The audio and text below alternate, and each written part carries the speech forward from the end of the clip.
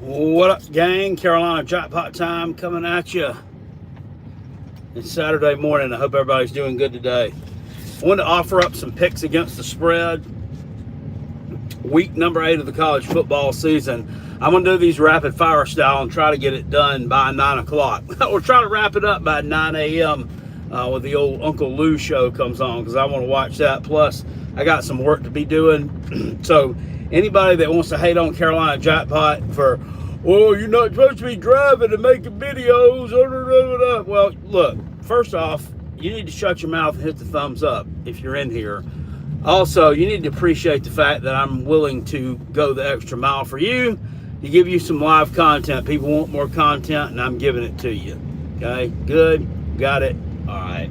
Live stream will be today at 12:45, South Carolina versus Oklahoma. I got to finish up this one store I got to go do, and then I'm going to, I'm gonna. What am I doing? Oh yeah, I got to go get a 2 chairs and an ottoman. Yeah, 2 chairs and an ottoman. That the wife, she bought it off Facebook Marketplace. So. What are you looking at me like an idiot for? You're the one who's fucking got to ride away, you dumb shit. Yeah, I gotta go pick that up. It's like 2 miles from our house, so whatever. I'll get it done. Anyway, rapid fire style picks against the spread. Week number 8. Here we go. LSU and Vanderbilt. LSU on the road in Nashville is a 1.5 point underdog to the Vanderbilt Commodores. And chime in the comment section what you think on these also. LSU, a 1.5 touchback. First off, you heard people out there saying stuff, oh, well, this is the first time since 1948 that Vanderbilt's been favored against LSU. Who the hell's going back and looking at the records from 1948? And were they even keeping records in 1948 of who they favored and who they didn't, or they throw it out? Yeah, I think somebody made that up and somebody just ran with it.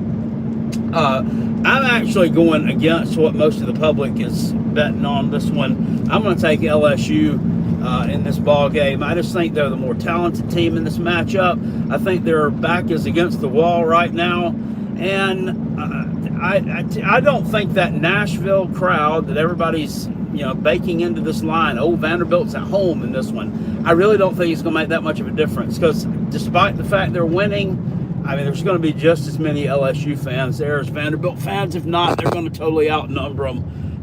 Give me LSU in this game. I mean, it's just the more talented team, the better team. Their defense is legit. Their offense has a lot of question marks, but in terms of this one, I'm taking LSU against this one. Tennessee on the road tonight at Alabama. Alabama's 8.5 point favorite in this game. I like Alabama in this game to win and cover. I think they win this game by double digits. I just think Ty Simpson and that Alabama offense, especially that downfield passing attack, is starting to come into its own at just the right time. They said something about Ryan Williams potentially being injured in this matchup. I don't think it's going to make a difference. They've got a bevy of talented receivers there, as well as tight ends at Alabama. The Tennessee defense has been suspect on the back end all year long. I know if they had Jermon McCoy in the lineup, they would be undefeated right now, would have beat Georgia by 14 points, and would be on their way to winning their first national championship since 1998. Unfortunately, none of that is true, and I like Alabama in this matchup. Florida State on the road tonight at Stanford. Stanford, 17.5 point underdog to Florida State. I'm fading Florida State for the rest of the year. Give me Stanford to cover here. I don't think they win. Obviously, Stanford's just an awful team, but I do like them to keep things relatively uncomfortable for Florida State in this matchup. I think Florida State's probably kind of checked out right now also. So give me Stanford to cover in this one. Washington on the road at Michigan. Washington, 4.5 point underdog to Michigan on the road. I kind of like Washington to cover here. I'm taking a lot of underdogs here today. A lot of underdogs on Carolina Jackpot's play for this Saturday. But I like Washington. I think Jed Fish is a good coach. I think Sharon Moore is not. And yeah, I like Washington. Bryce Underwood has looked decent at times this year. He struggled for much of the year. Going ahead, give me the Huskies cover there. I think potentially we could see Michigan winning this matchup by 3 points. So that's why I like Washington and the 4.5. Georgia Tech on the road at Duke. Duke is now a 3-point road favorite or home favorite. Everybody is on Duke in this matchup. They see Vegas trying to outsmart you now by putting the undefeated Georgia Tech team as an underdog against Duke to begin with, and now everybody's kind of caught on to that stuff, so now everybody's piling on Duke. Well, I'm going to go the other way. I'm going to take Georgia Tech. They're coming off of well, no, they're not coming off a bye week, are they? No, they're not. They actually played last week against Virginia Tech in a game where I had Virginia Tech covering in that damn matchup. I had Virginia Tech. I was on them plus 14.5. They were down by 21. They scored a touchdown with like 7 minutes left to go, and the sorry son of a bitches went for 2. They went for 2, and they didn't get it. Of course, they didn't cover, so they cost you some money there. I like Georgia Tech in this game. I think Haynes King and that rushing attack there, this will be a good matchup also. No real home field advantage at Duke. Give me Georgia Tech to cover against the Duke Blue Devils. Win this and keep this thing going. I don't think they're going to finish the season undefeated. They could more than likely stub their toe in a road game at NC State. It looks like that's just something that the Duke one is the one you would obviously think they could lose. NC State is one that you're not looking forward to. And I also don't think they're beating Georgia. So there you go with that. Houston and Arizona. This one is in Houston. Houston is actually laying 1.5 here.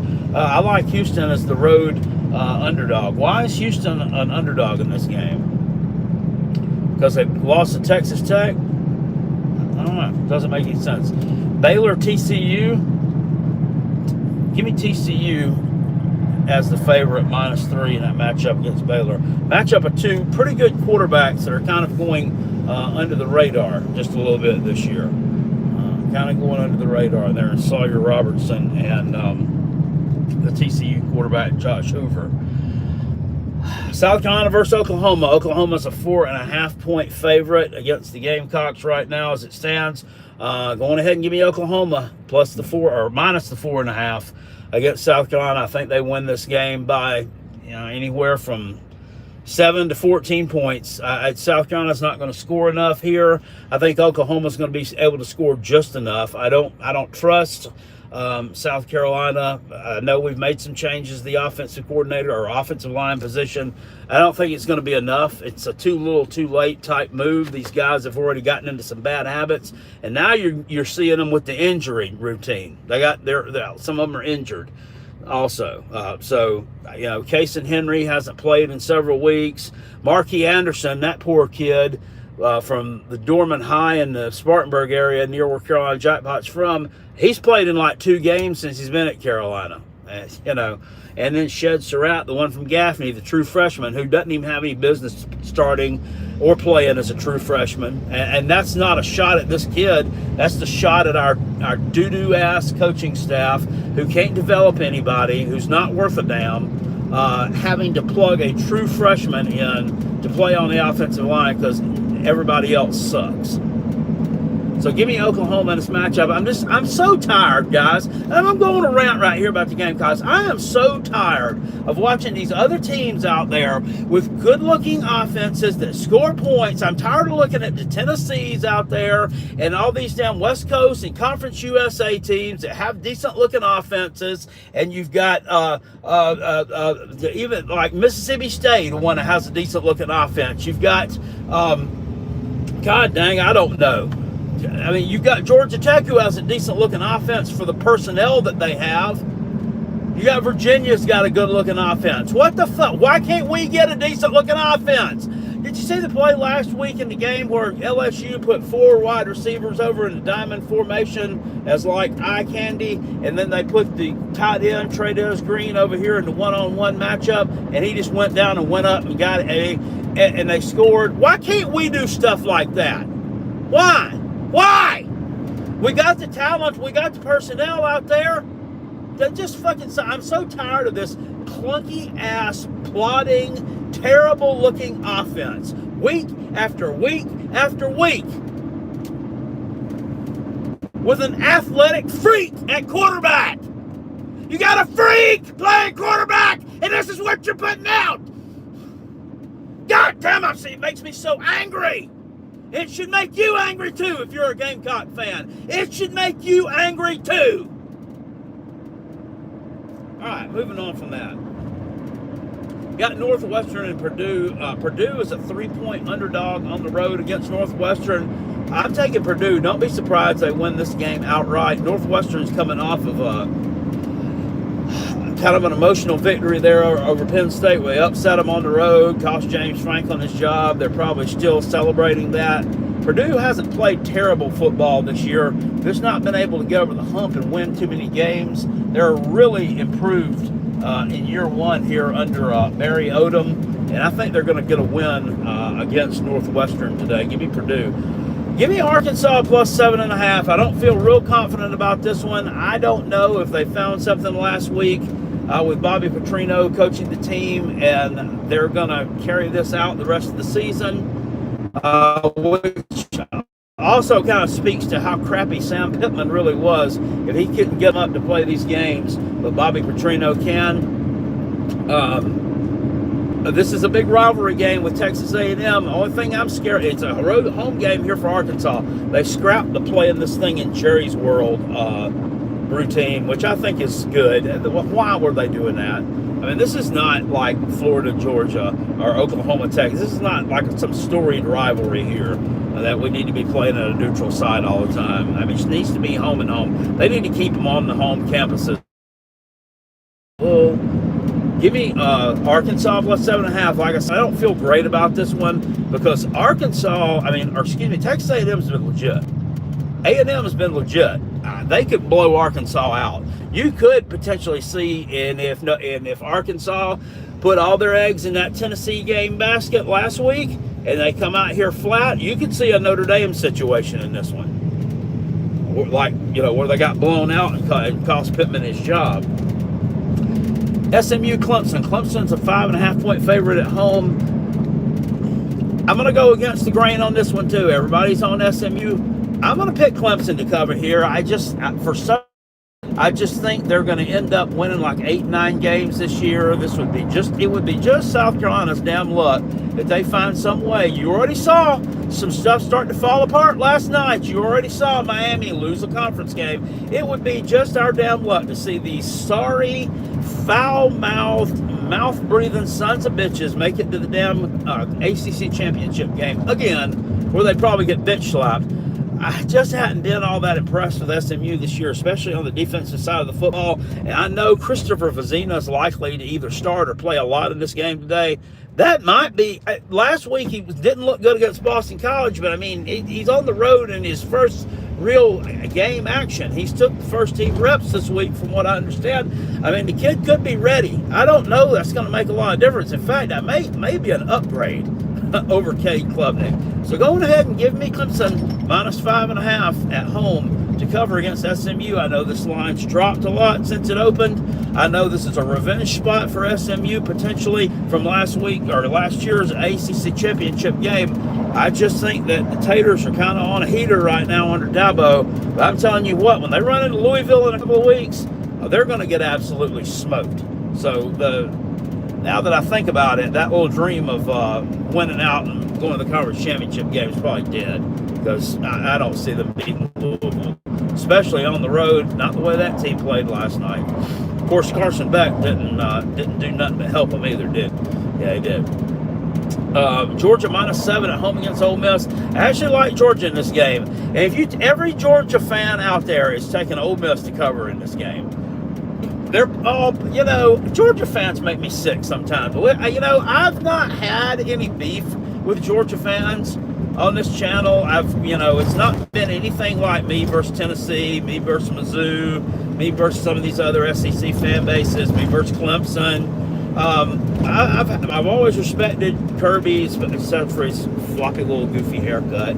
Actually, I'm just jealous about it because I don't have a hair on my head, but I've generally respected you guys, but you're really starting to piss me off right now with the poor, pitiful me routine. Oh, there's no way we'll cover against Ole Miss. We don't, this is not the same Georgia. But you just won two. You won 2 out of the 4 last national championships.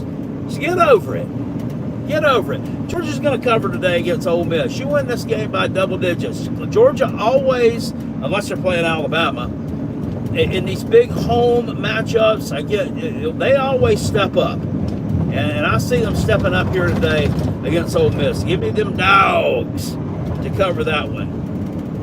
Ohio State's a 25.5-point favorite against Wisconsin at home. I actually like Ohio State to cover here. I think they win this game 28-35. Hell, 42 points. Wisconsin can't score. Can't move the football. Terrible. They predicated themselves on a running game for years. Now they have no running game. They went in there and they tried to change the offense up when Luke Fickell got there, turned it into like some kind of spread option type deal. Brought in that Phil Longo as the offensive coordinator. That was a massive failure. They got too far away from their roots of what they really are. Blue collar, run the football, play good defense. Wisconsin, when I was coming up, Wisconsin was, under Barry Alvarez, one of the more successful teams in the Big Ten year in, year out. You could count on them winning 9, 10, maybe 11 games a year. Big Ron Dane, big 260-pounder. Remember that? What happened to that? Now, Luke Fickell is an Ohio State guy. So I was thinking, maybe they don't run it up on Luke Fickell, but Ryan Day never worked with Luke Fickell. He was gone on to Cincinnati by the time Ryan Day got to Ohio State as OC. So I don't think there's really any kind of ties there. So I don't think he would have a problem running it up on Luke Fickell. I think they beat him by 4 to 5 touchdowns here. Texas Tech is 7 points. Looks like road favorite on the road at Arizona State. I actually like Texas Tech in this game. All they've done is cover spreads this year. So no reason to think they're not going to cover it here. Arizona State with the banged up Sam Levitt and without Cam Scatterboo this year, this is just not the same. It's not the same team. It's just not. So go on ahead and give me Texas Tech in that matchup. Florida, Mississippi State. Florida 9.5-point favorite at home against Mississippi State. Another one I'm going against the grain on here. I'm taking Florida to cover this thing. I think they win by a couple of touchdowns. Mississippi State is not good. I don't care what anybody says. I know they are better than what they were. Their offense is better than what it was. They're just not. First of all, they're missing their running back, Fluff Bothwell, who's one of the leaders in the SEC in rushing. And, you're going on the road against a Florida team that's still good on both lines of scrimmage. They still got some gas in the tank. And everybody out there is firing. They're wanting Billy Napier fired. They're saying he's going to get fired after this weekend. It's out. It's been published. It's out there that he's potentially to get fired after this weekend. So I'm going to tell you something. And I know I've been on Shane Beamer's case a lot too. But a Florida man, you people have got your expectations are a little too high for what they need to be. You want to fire Billy Napier because he lost at Texas A&M. You weren't supposed to win that game. You weren't supposed to win that. You weren't supposed to win at Miami. You guys have been underdogs in these games. Now maybe you say, well, that's because Billy Napier's fault.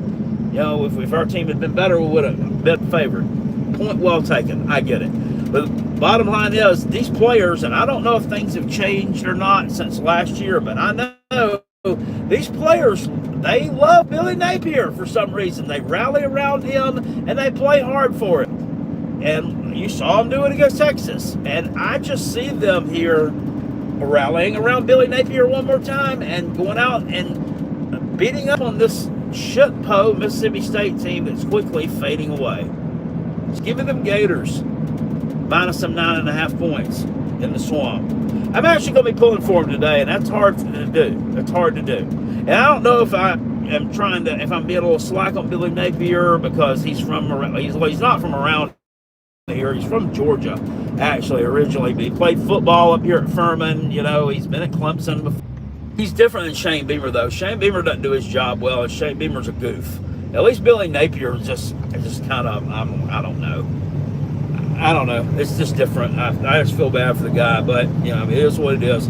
He probably gone. Oregon on the road at Rutgers. Oregon's laying 17.5 on the road at Piscataway here against Schiano and company. I actually like Oregon to cover in this game, and I like Rutgers, but this is not a vintage Greg Schiano team that runs the ball well, plays good defense, tough at home, tough on the lines of scrimmage. You don't have a Kyle Manun guy or a Pacheco or somebody of that ilk on this team. They're just not that team. They're trying to out and throw the ball around with this Calicut Manis at quarterback. It's just not been working all that well. Plus, you're going to have a really pissed off Oregon coming into this away from home, focused again. I feel like they're still one of the best teams in the country, in my opinion. You can call them overrated if you want to because they got beat by Indiana. Maybe Indiana is the best team in the country. I think Indiana's better than Miami now. I thought it the whole time. What about you now? You know, they had Miami at number 2 behind Ohio State. Did anybody think that? And I know you're saying, well, you just saying that because they lost last night, jackpot. No, I didn't. I knew that Miami was going to end up doing a Miami at some point this year, and you saw them do it last night. So I like Oregon in that matchup. UCLA at home, laying 3 against Maryland. Going ahead and give me UCLA. Take 3 here. Why jump in front of this UCLA Nico train right now?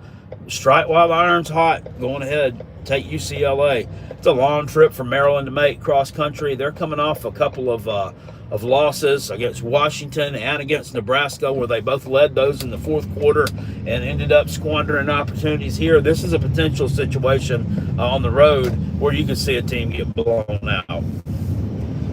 Penn State on the road at Iowa. Iowa's favored by 3 in Kinnick. It's a night game. Iowa is the big public side here. Once again, Jack gets the grain. I'm going to take Penn State. I think that here we go with that new coach bump again, or interim coach bump again.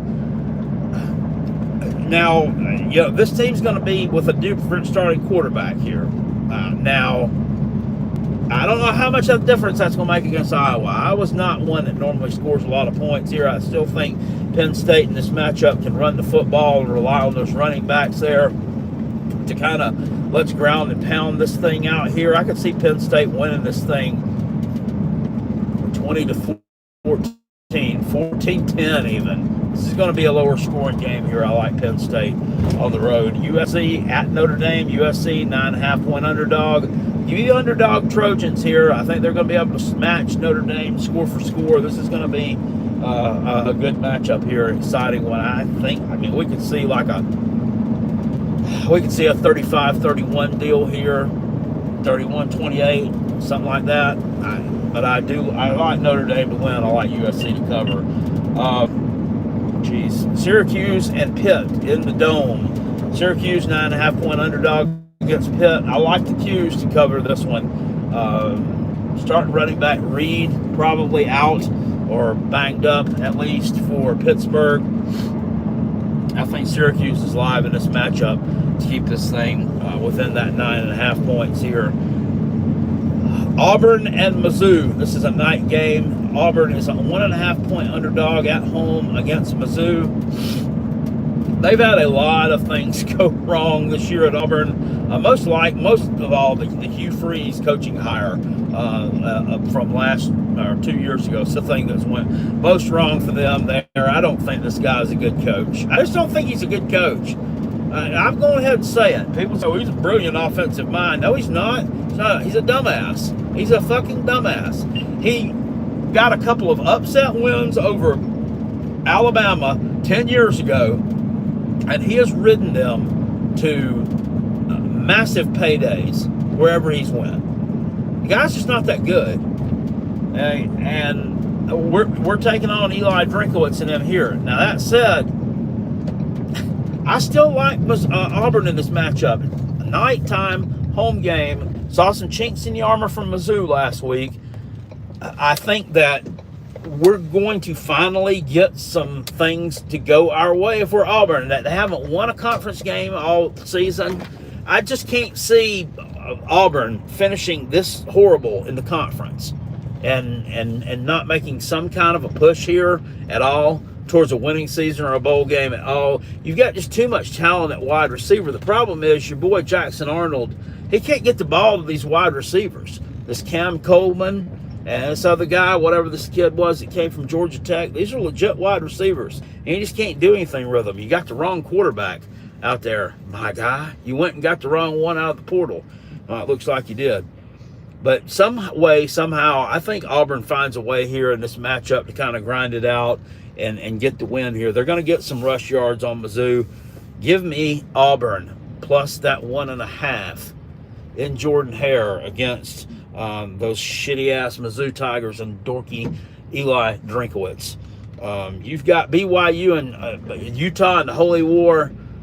Look, I know the Holy War is a big deal. I couldn't hardly tell you anything about it. I can name like one player or two players on these teams. I know the quarterbacks. I know Devin Dampier, and I know Bear. That's his name, Bear Bachmeier for BYU, and he's got a brother named Tiger, believe it or not. Their other brother's name's probably John or something. I'm going to take BYU just because they're the underdog. 3.5 right here.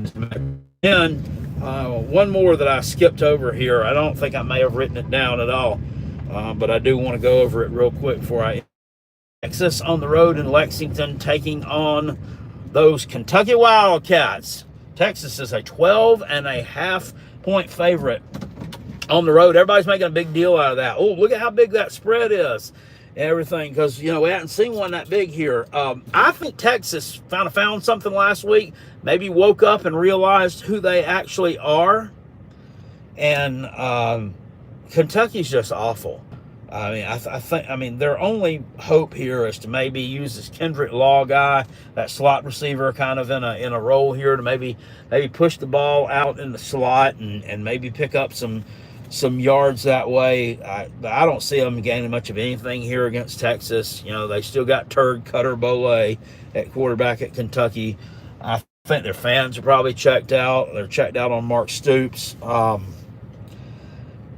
As long as Texas goes out here and plays a solid game, doesn't have any kind of hangover effect from winning that Red River shootout deal, I like Texas to go in here and crush Kentucky.